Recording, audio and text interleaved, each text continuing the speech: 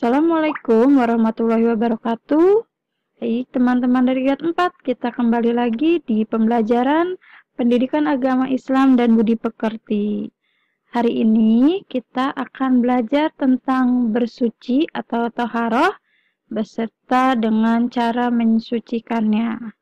Oke, sebelum belajar, mari kita sama-sama berdoa. Berdoa mulai.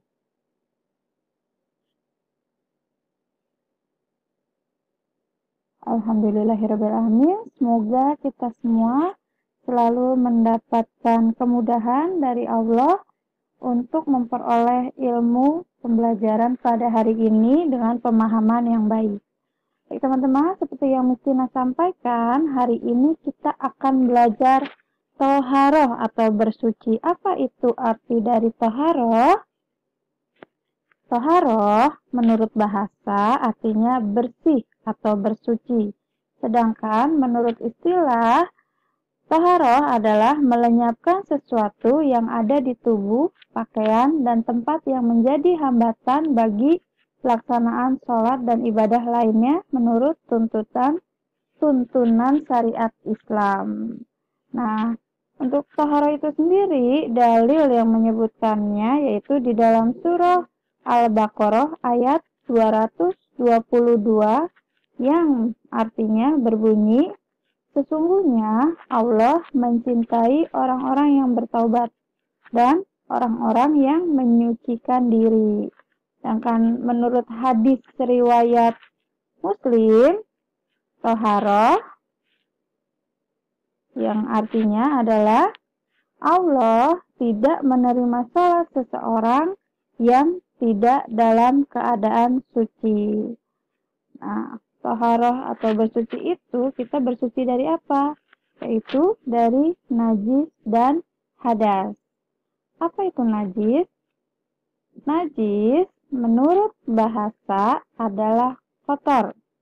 Sedangkan menurut istilah, najis adalah segala sesuatu yang dianggap kotor menurut syara atau hukum Islam. Benda yang terkena najis disebut mutanajis, tetapi tidak semua benda itu yang kotor disebut najis ya teman-teman, karena misalnya kena sirup atau apa itu bukan najis. Nah, macam-macam najis yaitu ada 3. Yang pertama adalah najis ringan atau najis mukhafafah. Contoh dari najis ringan yaitu air kencing bayi yang belum berumur 2 tahun dan belum makan selain ASI dari ibundanya. Sedangkan yang kedua yaitu najis sedang atau mutawasitoh. Nah, di dalam najis sedang ada 2, yaitu najis hukmiyah, yaitu najis yang kita yakini adanya tetapi tidak nyata zat, bau, rasa, dan warnanya. Contohnya yaitu air kencing yang sudah kering. Dan najis sedang yang kedua yaitu ainiyah. Ainiyah adalah najis yang masih terlihat zat, warna, rasa, maupun baunya. Sedangkan najis yang ketiga yaitu najis berat atau mugoladoh.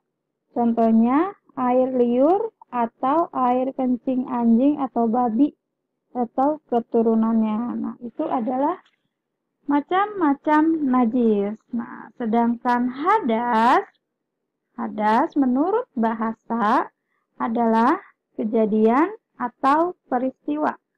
Sedangkan menurut istilah, hadas adalah kejadian-kejadian tertentu pada diri seseorang yang menghalangi sahnya ibadah yang dilakukannya.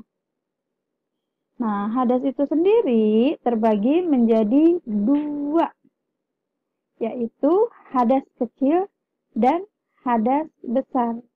Hadas kecil yaitu hadas yang cara menghilangkannya hanya dengan berwudu atau tayamum. Sedangkan hadas besar, cara menghilangkannya yaitu dengan melakukan mandi wajib atau tayamum. Mandi wajib itu biasa disebut dengan mandi junub. Nah, hal-hal yang termasuk ke dalam hadas kecil adalah pertama, sesuatu yang keluar dari kubul dan dubur, meskipun itu hanya angin atau contohnya itu buang gas. Nah, yang kedua, bersentuhan langsung antara kulit laki-laki dengan perempuan yang sudah balik dan bukan mahramnya. Nah, ini teman-teman jika di sekolah pernah berwudu lalu anak putri tidak mau atau tidak boleh bersentuhan dengan laki-laki, itu jika sudah balik atau bukan mahramnya. Kalau teman-teman masih kelas 1, masih kelas 2, insya Allah tidak apa-apa, tetapi memang harus dibiasakan. Nah, yang termasuk hadas kecil selanjutnya yaitu menyentuh kemaluan dengan telapak tangan. Lalu tidur dalam keadaan tidak tetap. Dan yang terakhir termasuk hadas kecil yaitu hilangnya akal seperti mabuk, gila, atau pingsan. Nah, seperti yang tadi Miss Tina sudah sampaikan, bahwa cara membersihkan atau mensucikan najis atau hadas yaitu dengan berwudu dan tayamum. Apa itu wudu? Wudu menurut bahasa adalah bersih atau indah. Sedangkan menurut istilah, wudu adalah mensucikan diri dari segala hadas kecil dengan cara membasuh sebagian anggota tubuh dengan air sesuai dengan aturan syariat Islam. Adapun syarat wudu yaitu yang pertama beragama Islam, yang kedua mumayyiz, yang ketiga mumayyiz itu dapat membedakan mana yang baik mana yang buruk ya teman-teman. Sedangkan yang ketiga tidak berhadas besar, yang keempat membasuh dengan air yang suci dan mensucikan, dan yang terakhir tidak ada yang menghalangi sampai pada kulit. Sedangkan rukun wudu yaitu niat, yang kedua membasuh muka, yang ketiga membasuh kedua tangan sampai siku, yang keempat mengusap sebagian kepala dengan air, yang kelima membasuh kaki sampai mata kaki, dan yang terakhir tertib dan berurutan. Adapun sunnah wudu yaitu membaca basmalah, membasuh telapak tangan, berkumur-kumur, membasuh lubang hidung, membasuh telinga luar dalam, semua yang dibasuh diulang 3 kali, mendahulukan anggota badan yang kanan.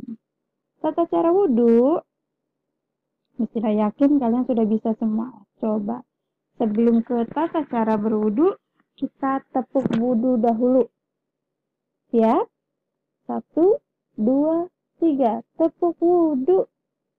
Cuci tangan sambil baca basmalah, kumur-kumur basuh hidung, basuh muka, tangan sampai ke siku, rambut 2 telinga, terakhir cuci kaki lalu doa. Oke, teman-teman masih ingat ya?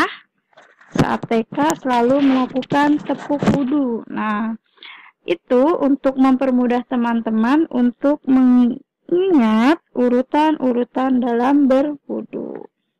Jangan lupa teman-teman juga selalu membaca doa setelah wudu. Nah, berikutnya cara mensucikan hadas kecil atau najis yaitu dengan tayamum. Tayamum adalah wudu tanpa air. Tayamum dibenarkan jika tidak ada air atau seseorang tidak boleh kena air karena sakit.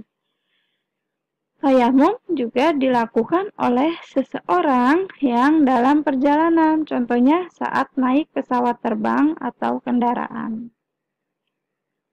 Syarat tayamum yaitu Yang pertama, sudah masuk waktu sholat.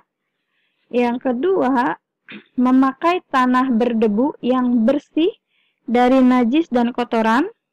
Yang ketiga, memenuhi alasan atau sebab melakukan tayamum. Yang keempat, sudah berusaha mencari air namun tidak bertemu atau tidak diketemukan airnya. Selanjutnya yaitu tidak haid maupun nifas bagi wanita. Itu yang terakhir, menghilangkan najis yang melekat pada tubuh. Nah, rukun tayamum yaitu yang pertama, niat. Yang kedua, mengusap muka dengan debu atau tanah. Yang ketiga, mengusap dua tangan hingga siku-siku dengan debu atau tanah. Lalu memindahkan debu kepada anggota yang diusap. Dan yang terakhir, tertib. Itu rukun dari tayamum. Bagaimana cara melakukan tayamum? Pertama, membaca basmalah. Yang kedua, meletakkan kedua telapak tangan di atas debu yang bersih dan suci. Lalu, mengusapkan muka dengan debu atau tanah dengan 2 kali usapan sambil membaca niat. Baca niatnya, nawaitu saiful li'ib tibah hati sholati fardu lillahi ta'ala. Dan yang terakhir yaitu meletakkan kedua telapak tangan di atas debu yang berbeda untuk diusapkan. Nah, itu dia cara untuk mensucikan dari hadas kecil dan najis. Nah, sekarang hadas besar. Apa itu hadas besar? Hadas besar adalah, menurut bahasa, hadas besar adalah keadaan seseorang tidak suci, dan supaya ia menjadi suci, maka diwajibkan untuk mandi. Tadi sudah disebutkan mandi wajib. Nah, apa yang menyebabkan seseorang itu harus mandi wajib atau berhadas besar? Yaitu haid, nifas, atau setelah memandikan orang yang meninggal. Rukun mandi wajib yaitu niat, menghilangkan najis di badan, lalu menyampaikan air ke seluruh anggota tubuh. Caranya bagaimana? Cara mandi besar atau mandi wajib atau mandi junub yaitu yang pertama niat, yang kedua membasuh kedua tangan sebanyak 3 kali, membersihkan kemaluan dengan tangan kiri, setelah itu cuci tangan hingga bersih, lalu yang keempat wudhu sebelum mandi, yang kelima basuh rambut di kepala dengan tangan ke seluruh permukaan kulit rambut hingga rata terkena air, yang keenam guyur atau siram kepala dengan air, setelah itu siram seluruh tubuh kita. Dan yang ketujuh, menggunakan sabun dan shampoo. Dan yang terakhir, kita wudhu kembali jika akan memastikan masih terjaga wudhunya. Nah, itu dia teman-teman. Materi kita hari ini yaitu tentang bersuci atau toharo. Nah, teman-teman, jika di kelas 4 sudah ada yang haid, nanti teman-teman belajar untuk mandi besar.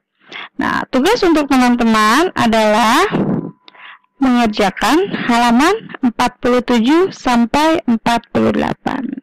Oke, sekian. Selamat mengerjakan tugas. Terima kasih. Wassalamualaikum warahmatullahi wabarakatuh. Tetap semangat.